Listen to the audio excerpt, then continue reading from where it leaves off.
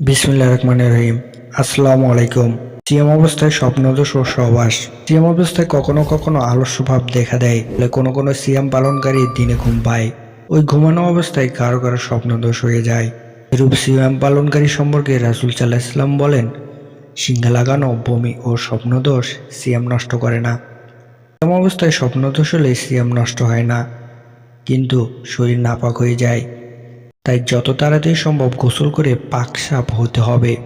সিয়াম অবস্থায় হস্তমৈথুন করে বীর্যপাত ঘটালে রোজা নষ্ট হয়ে যাবে। সিয়াম অবস্থায় স্ত্রী সহবাস করলে সিয়াম নষ্ট হয়ে যাবে।